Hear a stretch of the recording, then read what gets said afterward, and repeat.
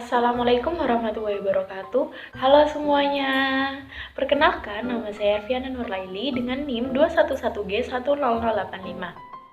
Dengan prodi Pendidikan Matematika, Fakultas Ilmu Keguruan dan Pendidikan, Universitas PGRI Argopuro Jember. Kali ini saya akan menjelaskan tentang materi geometri. Selamat menonton. Baik, yang pertama saya akan menjelaskan apa itu postulat. Secara bahasa, postulat itu adalah asumsi yang sudah terbukti kebenarannya dan kita tidak perlu membuktikannya lagi. Definisi dari postulat ini lebih lengkap apabila kita dapat mengkombinasikan definisi ini dengan beberapa teorema dengan membuktikan beberapa teorema tentang sudut, segitiga, dan kongruensi. Nah, di sini saya akan menjelaskan apa sih segitiga itu. Nah, pengertian dari segitiga itu sendiri adalah sebuah bangun datar yang memiliki 3 sisi dan memiliki 3 titik sudut. Dan sudutnya bernilai 180 derajat. Nah, selanjutnya saya akan menjelaskan tentang sifat-sifat segitiga. Sifat-sifat segitiga yang pertama yaitu memiliki 3 sisi, memiliki 3 sudut. Dan yang kedua yaitu memiliki sudut sebesar 180 derajat. Dan yang ketiga, sudut terbesar dalam segitiga terletak pada sisi terpanjang pada segitiga. Selanjutnya saya akan menjelaskan tentang jenis-jenis segitiga. Yang pertama, ada segitiga sama sisi. Apa sih segitiga sama sisi itu?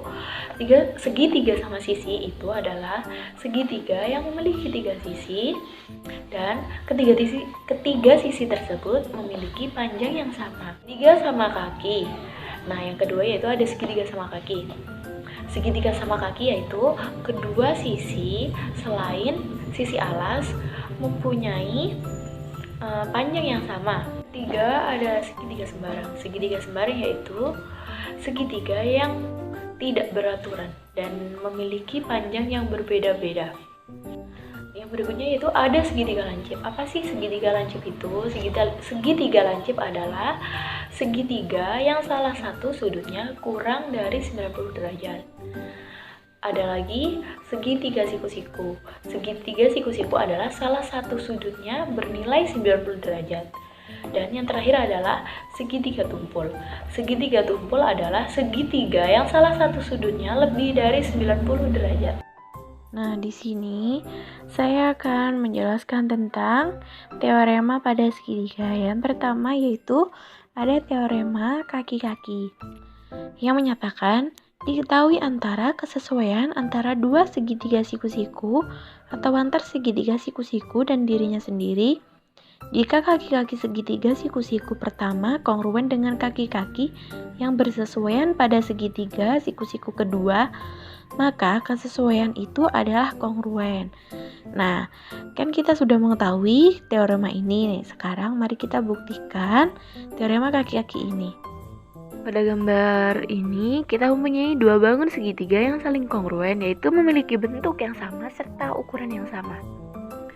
Nah, panjang dari AC kongruen dengan panjang DF dan panjang dari AB kongruen dengan panjang DE. Buktikan bahwa segitiga ABC kongruen dengan segitiga DEF. Bukti.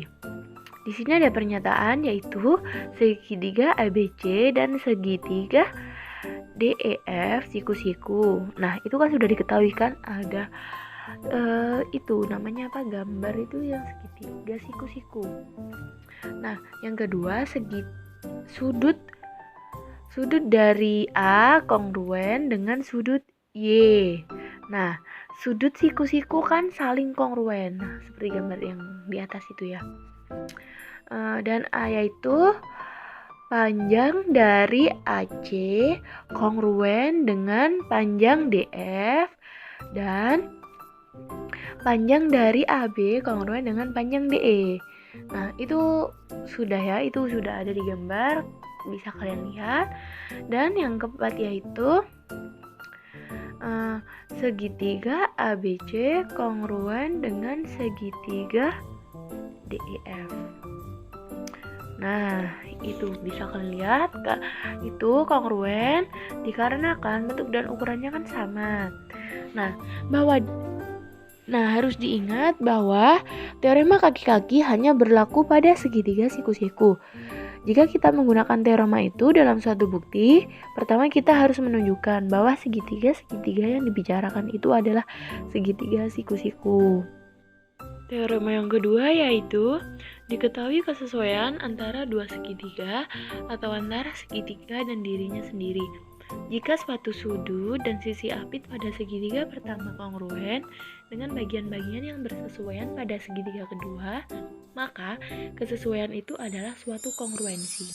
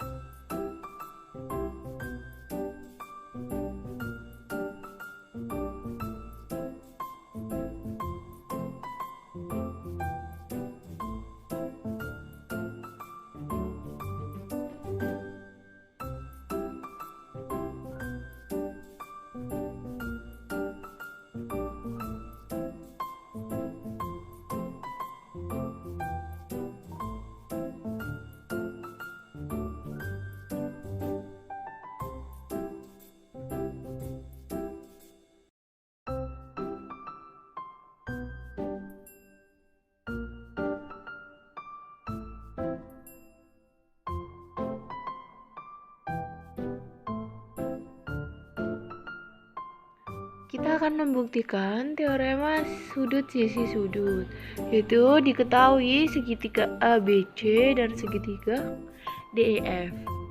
Sudut A kongruen dengan sudut D dan sudut B kongruen dengan sudut E. Panjang AB kongruen dengan panjang DE.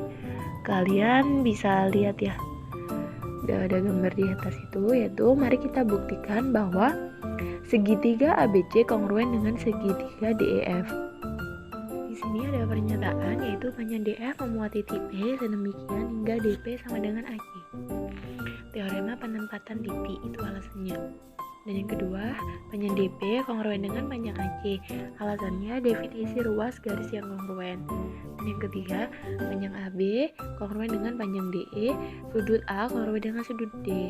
Itu sudah diketahui di gambarnya ya. Dan yang keempat, segitiga ABC kongruen dengan segitiga DEP. Itu ada di langkah 2 dan 3 dan postulat sisi sudut sisi. Yang kelima, sudut ABC kongruen dengan sudut DEP. Alasannya akibat segitiga kongruen. Dan yang keenam, sudut ABC kongruen dengan sudut DEF. Nah, itu dapat diketahui di gambar ya. Dan yang ketujuh, sudut DEF kongruen dengan sudut DEP. Nah, ini merupakan sifat transitif. Dan yang ke-8, jika EF sama dengan jika EP, yaitu alasannya konstruksi sudut. 9 yaitu P pada jika dan hanya jika DF dan jika dan hanya jika IF. Yang ke-10, F pada jika dan hanya jika DF dan jika dan hanya jika IF. Alasannya definisi titik sudut. Dan yang ke-11, F kongruen P, yang alasannya dua garis berbeda berpotongan paling banyak satu titik. Dan yang ke-12 yaitu segitiga ABC kongruen dengan segitiga DEF. Nah, tadi adalah pernyataan serta alasan teorema dari sudut sisi sudut. Dan teorema yang terakhir ada teorema segitiga sama kaki. Sampai saat ini kita telah memusatkan perhatian pada pembuktian kongruensi antara dua segitiga. Jika diketahui kesesuaian antara dua segitiga itu, dalam pelajaran ini kita akan melihat kesesuaian antara segitiga dan dirinya sendiri untuk membuktikan beberapa teorema tentang segitiga khusus. Sebuah segitiga mungkin tidak mempunyai sisi-sisi kongruen, mempunyai dua sisi-sisi kongruen, mempunyai tiga sisi-sisi kongruen. Sebuah segitiga biasanya dinamai menurut banyaknya sisi kongruen yang dimilikinya.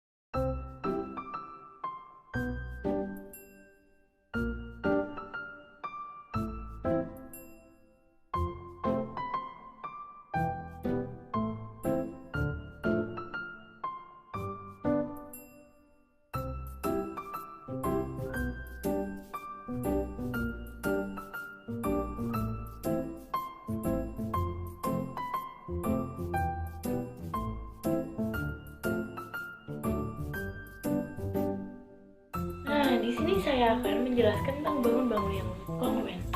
Dalam geometri, bangun-bangun dikatakan kongruen apabila mempunyai bentuk dan ukuran yang sama. Nah, kita kasih lihat seperti pada gambar di sini. Kalian bisa lihat gambar berikut adalah contoh-contoh bangun yang kongruen.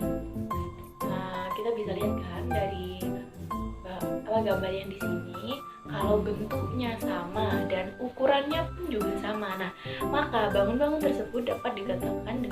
Dan yang kedua, saya akan menjelaskan tentang segitiga yang kongruen. Nah, di sini bisa dikatakan kan ya tadi kan bahwa bangun-bangun yang kongruen yaitu memiliki bentuk dan ukuran yang sama. Nah, ini saya mempunyai dua segitiga, yaitu segitiga ABC dan segitiga DEF. Nah, bisa kalian lihat segitiga berikut ini adalah memiliki ukuran yang sama dan bentuknya pun juga sama. Nah, maka dapat dikatakan bahwa bangun ini adalah dua bangun yang kongruen. Nah, yang selanjutnya saya akan menjelaskan tentang teorema kongruenan pada dua segitiga. Nah, di sini saya memiliki teorema yang menyatakan setiap ruas garis kongruen dengan dirinya sendiri. Nah, mari kan kita jelaskan tentang teorema di atas ya. Karena kongruensi segitiga bergantung pada kongruensi ruas-ruas garis dan kongruensi sudut-sudut, yang dua-duanya merupakan relasi ekivalensi. Kita bisa berharap bahwa kongruensi segitiga juga merupakan relasi ekuivalensi. Secara intuitif, hal ini dijelaskan dan dari definisi segitiga kongruen, yaitu segitiga yang mempunyai ukuran dan bentuk yang sama. Hubungan mempunyai ukuran dan bentuk yang sama bersifat refleksif, simetris, dan transitif. Yang berikutnya saya akan menjelaskan penerapan dua segitiga kongruen. Nah, dalam penerapan dua segitiga kongruen kali ini kita melibatkan banyak bangun datar selain segitiga. Salah satunya yaitu adalah bangun segi empat. Nah, di sini misal A, B, C, dan D tempat titik yang sebidang. Jika tidak ada tiga titik yang segaris dan ruas garis panjang AB, BC, panjang BC, panjang CD, dan panjang DA berpotongan di titik-titik ujungnya, maka gabungan keempat ruas garis itu disebut segi empat.